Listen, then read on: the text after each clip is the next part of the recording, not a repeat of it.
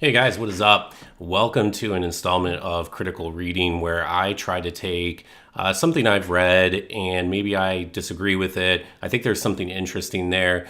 Maybe it's misleading in some way, but I try to walk you through my thought process, how I approach something like this, how I think through it, how I try to avoid fooling myself. Oftentimes, it's easiest to fool yourself when you're predisposed to agree with the conclusion of the piece. That's when you need to be your most skeptical and open-minded, consider alternatives. And I wanted to think through a piece I saw on Medium. Medium's an interesting platform, lets essentially anyone that has something to say put it out there. And of course, things like this can go viral. Medium sends out an email summary of some things it thinks you might find interesting. In fact, that's how I found this piece. This piece is entitled "The Fat Tax is Real and It's Getting Worse." I think you can probably imagine what the piece is about just from the title. Let me start off with what I think it does well. I think it does a good job of explaining some of the costs that people who are overweight, some of the costs that they experience, maybe some of which you've considered, some of which you probably haven't. The author, and I'll refer to the author as she. I clicked through some of her other pieces, and based on some things she said, it makes it pretty clear to me that the author is female. I don't know that for sure, but I'm going to go ahead and refer to her as her. You go through the piece and she essentially outlines a number of the types of costs that she incurs as a result of being overweight. Having to buy multiple airline tickets is one of the first ones that she covers in quite a bit of depth. She talks about exercise equipment costs, the cost of some things like chairs that need to be stronger to bear her additional weight. Additional clothing costs. You can see here she calls out the fact that for some of the plus sizes she requires, the cost of the clothing is nearly twice as much in at least some cases. Here she talks about MRI equipment, CT scanners, that she needs to go to customize ones that will accommodate her size, and essentially just goes through a litany of these types of costs that maybe you hadn't considered, and I think does a pretty good job there. Okay, so let me spend a little bit of time talking about the author. She obviously talks quite a bit about the costs of being overweight, in fact, extremely overweight, as we'll discuss in a moment. She doesn't tell us anything about her age, but she does give us just, I think, a single data point. She mentions that she would need to lose 240 pounds in order to meet the standard BMI measurement. And so starting with some kind of baseline assumptions, female, age 30, average height, which for women, at least in the United States, is 5'4". In order to lose 240 pounds, in order to meet the standard BMI requirement, we can kind of back into what her BMI, what her weight would be at a normal BMI. Her normal BMI weight would be somewhere between probably 120 and 150 pounds. So we can reasonably infer that her current weight is around 360 pounds. Could be as low as around 320. That would be very low, I think, given her description, or as high as 400. But she's around 360 pounds. And I think it's worth mentioning that because we're not talking about somebody with a routine weight problem. She has a very grievous weight problem. And I bring this up not necessarily to pass judgment, and we'll actually talk more about that later. But I think it's important as we read through this that we understand just exactly the nature of the weight problem that she has.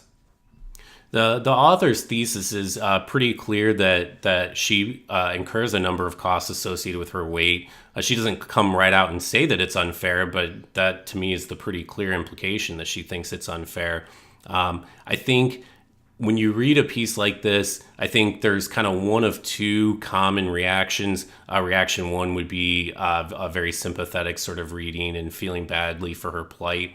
And I certainly find myself in that category to some extent. I do feel badly for the author. I think the things that she outlines, if you've never really thought about what it means to be really, really overweight, I think it's worth taking a moment to think through what your daily life would look like, some of the challenges that she experiences, help to have a little bit of sympathy for somebody in that position. And that's certainly one reaction that one can have. One can also easily imagine a second reaction, and I have this reaction to some extent myself too, which is lose some weight. If the weight is causing you all these problems, all these costs, then maybe you should consider losing some weight. I certainly think about this when I read the piece, but I think it's easy to fall into the trap of saying lose some weight and then that's the end of the discussion. I think there's a lot of interesting things here to talk about. So for purposes of the discussion, at least in the beginning, I'm actually going to drop that assumption. I'm going to assume she cannot lose weight. Let's assume it's impossible for her to lose weight and think about what this article means in that context. I don't think it's impossible, but I think it's a useful starting position to think about the implications of some of the observations that she makes, and maybe most interestingly, some of the observations she does not make. Okay, so the first thing that I thought about as I read through this is her use of the word tax. I think it's a very revealing comment. I think it's become sort of trendy to refer to costs that one does not like as taxes. I don't think it's really fair to call it a tax in this situation. To me, a tax is something where no value is being added in the transaction. Somebody is simply taking extra revenue from you because they can. You're essentially powerless to stop them, but you're not getting any sort of good or service in return. I think even in the case of government, you could obviously argue that you are getting some benefit indirectly based on what the government's spending on. But clearly, as part of the transaction itself, you aren't getting any additional value from that tax. This is clearly not the case here. If you read through the examples that she uses, one of the first is the need to buy a second plane ticket to accommodate her girth. So she essentially needs the space of 2 seats. Well, she's getting a second seat. That's the value that she gets. Now, I'm certain that she doesn't want to buy a second plane seat. But when I fly, I don't want to buy the first one. I would much prefer to fly for free. In her case, she is getting the value of the additional plane ticket. Again, don't confuse that with whether she wants to spend the money or not. I'm sure she doesn't, but she is getting something of value in return. She uses the example of like lawn furniture. She's getting a sturdier chair. She is getting something of value. I think if you look through all of these cases, the clothing, there's obviously more material. Now, is the additional cost of what she's buying justified solely based on the additional material? Probably not. I'm almost certain that's not the case.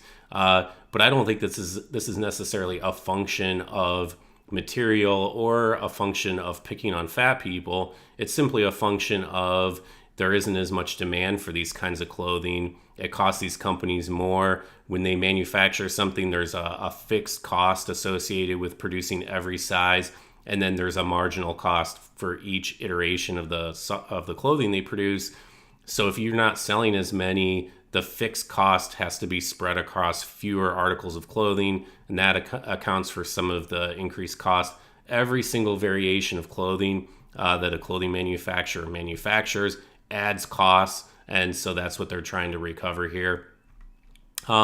So I just don't think that calling it a tax is really appropriate. I think it's somewhat revealing, and it helps to explain, I think, the author's sense of injustice, at least the implied sense of injustice.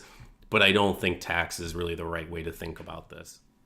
So one interesting piece here is that while the author identifies a number of things that she identifies as injustices, again, I'm speculating somewhat here because she doesn't come quite out and say that it's unfair or it's unjust, but it seems to me a pretty clear implication of what she's saying. She doesn't recommend any alternatives. She doesn't suggest what she would prefer to see instead. I think identifying problems is pretty easy. Identifying solutions tends to be quite a bit more difficult. I'm not going to speculate too much on what the solutions might be, but I think it's pretty fair to say if we look at the airline example, she needs more room. I mean, that's simply a fact of reality. And so if she doesn't pay more for the airline ticket, somebody else is going to have to pay for it. Either the airline is going to take a loss of profit, or more likely, the other flyers are going to have to pay more for their seats because there's fewer flyers able to travel. And so in effect, that would involve socializing the costs of her weight. Maybe a good idea, maybe a bad idea, but I think it's at least worth considering if you were going to try to, quote, solve a problem like this, how would you go about it? And it almost certainly means the answer is somebody else is going to have to pay for it. So I mentioned earlier that the author describes a number of the costs associated with being fat, but very interestingly, I think, the author does not touch on any of the benefits of being fat. And if you think there are no benefits to being fat, I submit you have not thought very carefully about this problem. The only reason that anyone is ever fat is due to the overwhelming benefits that you get from being fat. The first benefit is you don't have to exercise. Now, I'm not suggesting that everyone who's fat doesn't exercise. I'm simply suggesting that you don't have to. You can enjoy a sedentary life, sit in front of the TV, the computer, video games, what have you, without giving a second thought to having to be active in any way.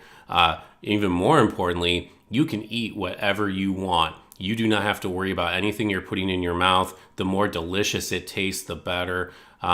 If you've ever been in a situation where you have not had to discipline your eating at all, and you can just kind of eat whatever you want, fast food, cheeseburgers, milkshakes, that's a lot of fun. Eating delicious food is really, really a good time. And it sucks having to eat like most adults do. It sucks having to watch the types of food that you're eating, the nutrition, how many calories it has. Doing those sorts of things is a real drag. And I would much prefer to not have to pay any attention to that and subsist on a diet of McDonald's and pizza rolls. But ultimately, I don't, because I don't want to be that fat. And we'll talk more about how much control one has over one's eating habits. But even if you assume that she has no control over it, she still gets the enormous benefit of being able to eat whatever she wants. So I think probably the most interesting thing about this article is what's not in here. And one of the things that's not in here, she obviously spends the entire article really just enumerating all the costs that she associates with being overweight. But what's revealing the cost that she does not include. I think there's probably 3 different costs that I would bring up that I think are probably the most important ones, probably the ones that motivate most of us, at least 2 of the 3. Let's start with probably the least important one first, the increased cost of food. Her caloric intake every day, depending on your assumptions, just to maintain her weight with no additional weight gain, which is probably unreasonable, but assuming a constant weight, her caloric intake every day for a 5'4" female is somewhere between 2,800 and 3,500 calories every day. If she's any bigger or she's putting on weight, that goes up. That's a lot of food to consume, and that's a big expense that she has to incur to maintain her weight. The second expense is around healthcare, and I don't mean healthcare in the sense that it's a cost because you have to go to the hospital, you have to pay medical bills. I mean the cost to your health. You're at all kinds of increased risks that are going to cut your life short. You're at increased risk of heart attack, of stroke. You're at an increased risk of diabetes, all kinds of health problems. And there's some debate about whether those health problems are actually a consequence of the weight, or rather weight may be acting as a sort of proxy for a number of other lifestyle habits that result in poor health. The jury's still sort of out on that. It is conceivable that if you exercised a lot and ate healthy food, but just a lot of it, that you could be healthy and overweight. I think that's probably the exceptional case and probably would not be the case for the majority of us. She doesn't talk about that cost at all. And then the third cost, which is maybe the most interesting, the loss of sex appeal. I think this is probably the single motivating factor for the majority of people not to be overweight. People that go to the gym all the time, they are trying to maintain sex appeal. And that, to me, is a huge cost associated with being overweight because you lose sex appeal. And I know there's a lot of people that say fat is beautiful. I think historically, we have made fun of fat people in a very unkind way. And I'm very glad to see that we don't do that. At least it's not socially acceptable in the way that it used to be. But I think some folks have taken being accepting of fat people and not mocking them to mean that fat is beautiful, and it is not. Fat is not beautiful. Nobody thinks that it's beautiful. People will say that they think that it is, but nobody actually acts as if they think that. You don't see people going to the gym for an hour every day to ensure that they're fit, but then eating a bunch of food to make sure that they're as beautiful as they can be and putting on lots of extra weight to improve their sex appeal. Nobody thinks that. I don't know if she's straight or if she's gay. I don't know much about women's sense of what's appealing, but I do know that they generally do not find fat attractive. And I know for a fact that men do not find that attractive. They may find a little bit of extra weight, 5 to 10 pounds attractive, but very few will find, the kind of obesity that she has an attractive feature. So let's actually go through the article and look at some of this in more detail. I already mentioned, I don't think talking about this as a tax is appropriate, even if you assume that she is powerless to do anything about her weight. The symptoms that she describes are essentially true of people from all walks of life. My wife happens to be very tall, and it's hard for her to find clothes that fit. She has to special order them very often at a greatly increased cost. But it's not a tax. She's paying for a service. It's something that not a lot of people need. It's harder to find, and so she has to pay more for it. I happen to be an amateur musician, and so I have to pay a guitar tax when I buy a guitar, except I wouldn't call it a tax. I would just call it buying a guitar. Because I'm interested in the guitar, because I enjoy playing it, I buy one. In fact, I've bought more than one. And so I have to pay a lot of money for those, but I don't feel that it's unjust or unfair in some way, even though I don't control my interests. I certainly didn't choose to be interested in music. That's just something that happened. And as a consequence, I pay more money for those things. And in fact, you can talk about any sort of lifestyle, any sort of attribute of you that causes you to spend money in some ways that others don't spend. But none of us think about that as a tax. And I submit that in this case, it's totally inappropriate to think of it as a tax. It's as a result, even again, if you assume that her weight is not a choice, but rather is just something that is dictated to her. The author here spends a lot of time talking here in the beginning about the flight that she's taking. I think it's kind of interesting. I don't know whether it would be appropriate for her employer to cover the cost of the extra ticket. So she talks about the fact that her employer covers the single round-trip airline ticket, but because of her girth, she needs a second ticket. Should work pay for that? I don't really know. I don't have a strong opinion about that either way. But she mentions this, which is really odd. She mentions in the cost of checking a bag, since larger clothing takes up more space. I just have a very hard time believing that the extra space her clothes take up is the deciding factor in whether to check a bag or not. And further, I have never once heard of an employer refusing to pay for a checked bag when traveling on the company's dime. And I've done quite a bit of traveling for work for a number of companies, large and small. That would be the first time I've ever heard of that, which is not to say that it's impossible, but it just strikes me as a little bit odd that she would have to pay for her check bag for a company trip. So there's also a lot of what I would call responsibility diffusion wording in this article. There's a lot of wording that it feels like is worded in such a way as to ward off any sense of her responsibility for the situation in which she finds herself. And as I mentioned earlier, a lot of the topics that she avoids, some of the costs, I think are deliberately not brought up because they're uncomfortably close to bringing up the idea that this is actually on her, that this is her responsibility, and that she incurs these costs because of decisions and choices that she's making. Pay what's been called the fat tax. Well, it's not necessarily been called the fat tax. You're arguing that it's a fat tax. So it's sort of weird here, the change in the way that she frames this. She's been arguing to call it the fat tax, and now she's sort of relying on the fact that it's been called the fat tax. It's sort of just a weird context shift in the article. So let's look a little further in the article here. So this is interesting here. She writes, for many fat people, no matter how healthy our habits, which right there is pretty ridiculous because, again, while it is conceivable to be as overweight as she is and to do so in a healthy fashion, at least I think the jury's still out on the science there, it is wildly improbable.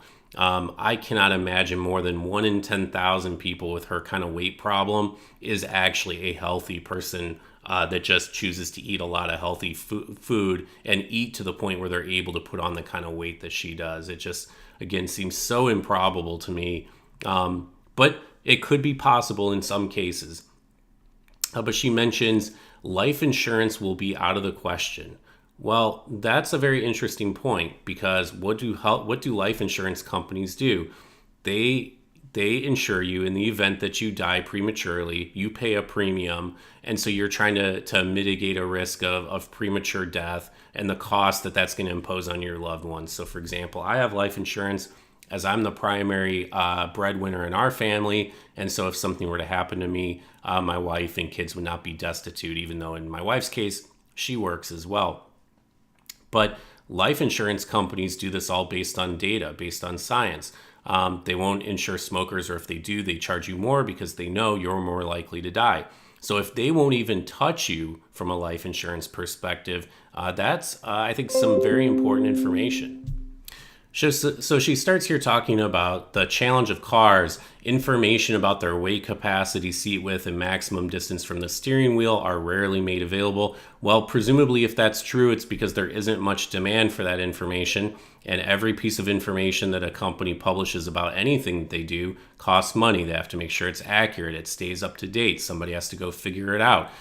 So you can imagine almost an infinite permutation of data that you might like to know about a car, but they're not going to be able to satisfy all of that. I do think weight capacity is generally one of those things that is pretty easy to find. Not totally sure, but this is a kind of problem that everybody has. I happen to have long legs. I'm never going to know if a car is comfortable unless I actually sit in it. So I'm not sure there's really a meaningful complaint here. Fat people are required to buy larger cars with lower gas mileage, required to shoulder the cost of more car than we'd want. Well, get in line. I think I have kids. I have to have a bigger car than I would prefer if I didn't have kids, but I don't. I do have kids, so I have to accommodate for them. Similarly, she is a large size, and so she has to plan for that. I'm not really sure that there's anything unfair or unreasonable about this. We talked about the clothing already. I think the bit about ethically made clothing here is just almost a non sequitur and just a meaningless piece of virtue signaling that's just been stuck here in the middle of this article. I think she mentions healthcare. I think this is not what I mentioned before about the actual personal costs of weight gain, but rather the actual problems that she confronts when she deals with the healthcare industry. Now, I do think doctors can sometimes be a little insensitive when they deal with people who are of a large size, and I do think that's unfortunate, and doctors should be more mindful of that.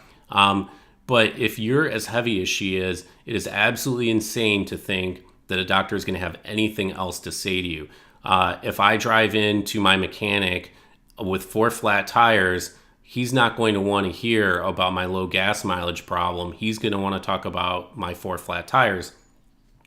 Her weight is a healthcare catastrophe.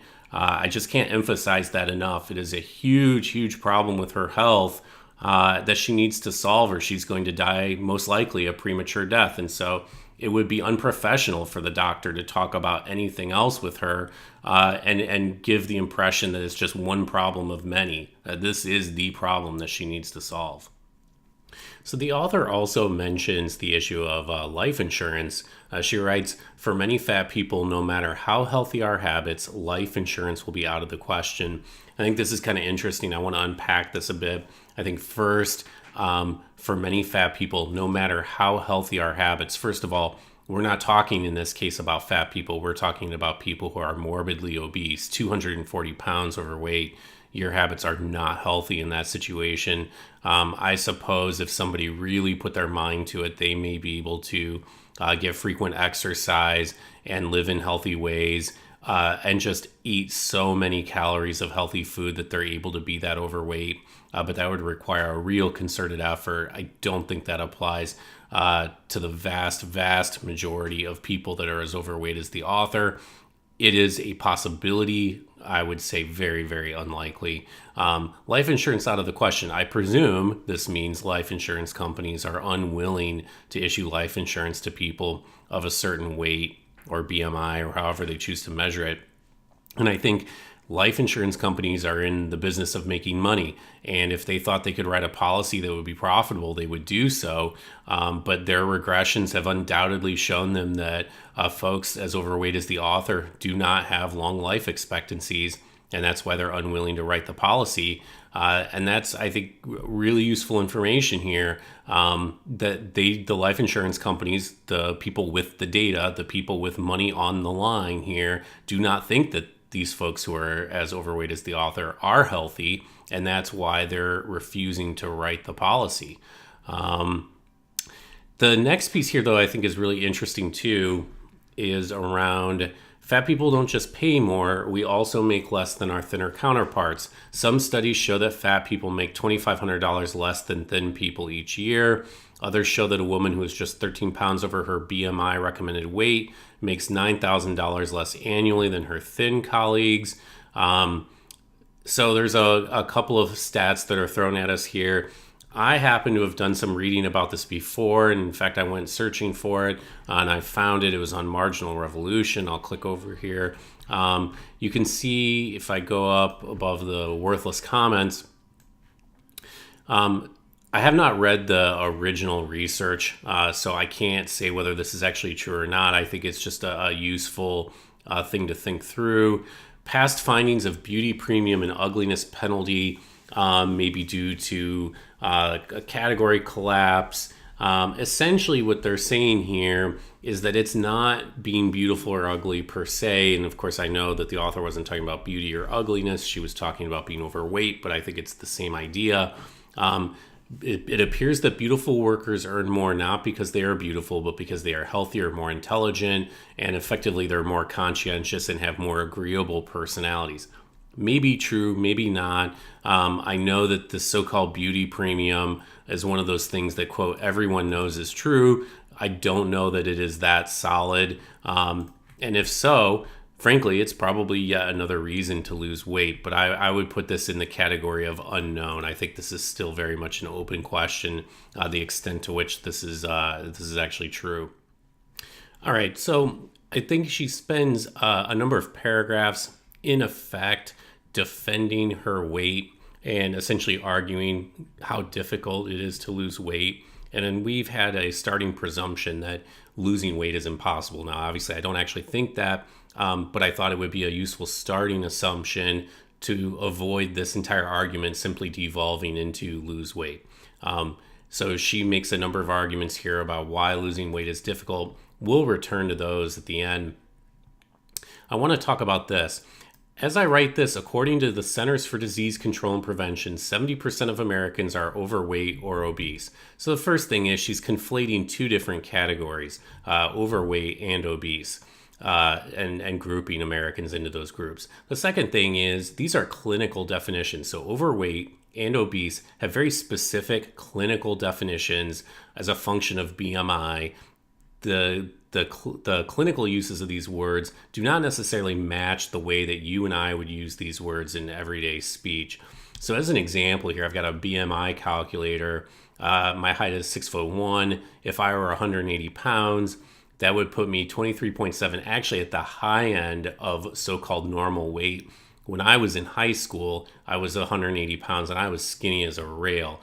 These BMI calculators don't often account for morphology, but they're close enough to at least get us there. So if I said, if I were even 200 pounds with my BMI, that gets me well into the overweight range, even though nobody looking at me at 200 pounds would think I was remotely overweight. But from a pure clinical perspective, I would be considered overweight. And I expect this describes a lot of adult Americans. Now, if I were to bump up my weight to 230, that puts me in the range of obesity. So the fact that 70% of Americans fall within these two categories, overweight and obese, is not really a surprise. Now, what would be more interesting is to understand the morbid obesity rates. And in fact, if we come back here, I think the argument she's trying to make is, see, this is a problem that afflicts a lot of people, 70% of Americans. But 70% Americans in these categories of overweight or obese is not the same thing as what she has, 240 pounds extra. That is a completely different category and has absolutely no relationship to these 70% of Americans. I didn't look up the stats, but I am willing to bet that the type of obesity that the author has is probably a problem that fewer than 1% of Americans are dealing with, maybe a lot fewer. I'll have to go and look that up, and maybe I'll add a comment here on the video if I dig up those statistics. Okay, so the author reaches her final conclusion here. She talks about the costs that are facing overweight people, talks about profit margins increasing. I very much doubt that this is the case, that profit margins overall are increasing. Investments tend to chase profits, so when profits in a particular industry are higher, they get more investment, which tends to bring profit margins down as more competition comes in.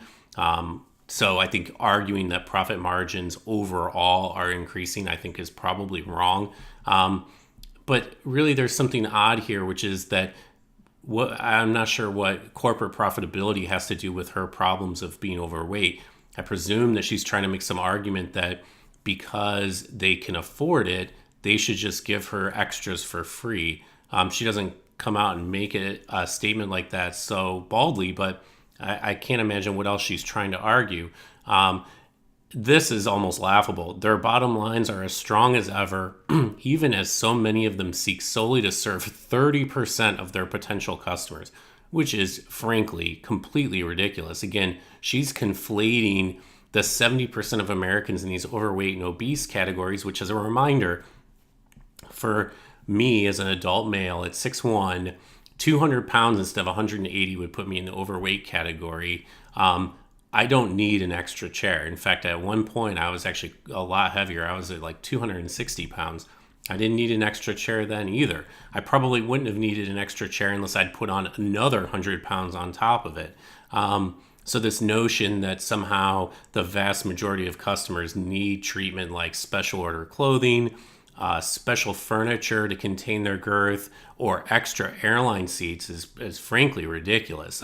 She is in a very small minority of people that need these types of accommodations. And she's looking essentially to socialize the cost. She wants somebody else to pay for the cost of her being overweight, while she continues to reap the benefits. Again, she gets to eat the tasty food. She gets to lead the life, a sedentary life, but she wants everybody else to pay for the costs of her obesity. I think I'll probably end this by talking just a little bit about the dreaded phrase personal responsibility. I don't like using that phrase just because I think it's kind of a cop-out answer. I think talking about the details of weight loss and why weight loss is hard. Let's be honest, weight loss is hard because good food tastes really good. And the benefits of eating tasty food come immediately, and the costs don't come for a really long time. It's the same reason it's hard to quit smoking. The benefits of smoking come immediately. You get the nicotine hit, you feel better, you don't have a headache. The costs come decades later in terms of failing health. So it's a time consistency problem. And of course, the author is correct that a lot of people have this problem when they try to lose weight, that diets are difficult. But most people aren't facing a weight problem of the nature that the author is facing. So for most people, trying to lose 20 pounds, the benefits are marginal. They might look a little bit better. They're going to be marginally better health, have a little bit more energy. And so the incentive to lose weight is not nearly as large. In the author's case, she spends the entire article laying out precisely why the incentives for her to lose weight are so much stronger. But seems desperately to avoid any meaningful talk about attempting to lose weight and attempting to fix herself. And I feel very badly for the author, because it seems to me that she has spent a lot of time creating a cocoon in which she bears absolutely no responsibility for her body's state. It's everybody else's fault that she has to pay for more stuff. And based on her other articles, this is she spends a lot of time thinking about this, and I'm sure if you're tuned in to every injustice that's being done to you, she feels it. She sees the looks. I'm sure people laugh at her. I'm sure people treat her in a lot of really miserable ways. And I would say, to the extent that people treat her disrespectfully, of course people shouldn't do that. But on the other hand, this is a problem of her own creation. And if it's truly as bad as she claims, you have to ask why she's not losing weight. For a lot of people that are just marginally overweight, it takes a lot of diet and exercise and a lot of self-discipline to lose weight. In her case, it wouldn't even take that. And it's not a question of her being 240 pounds overweight or being in a normal BMI. That there's plenty of choices in between. She could choose to lose 200 pounds and still be 40 pounds overweight, but then fit into the seat, not have to buy special furniture. It would solve every problem that she's listed in here. In fact, even losing just 150 pounds would undoubtedly solve every problem that she's had in here. She wouldn't have to get to a normal BMI. And to lose that kind of weight at her size, she would simply have to just get a little bit of exercise, a little bit of hiking, and restrict her caloric intake to something akin to a normal adult. A 2,000 calorie a day diet would create a caloric deficit for her of between 800 and 1,500 calories a day. And I forget, it's like 3,200 calories in a pound, something like that, which means she would be losing weight at the rate of about a pound every 3 or 4 days, roughly 2 pounds a week, just by eating like a normal adult would. And that's without any exercise at all. So I do feel very badly for the author, but I think this whole article is really misguided. And I hope that maybe she has some friends that can help her to see the error of her ways and help her feel a little bit more empowered to solve this problem on her own. Thanks for stopping by.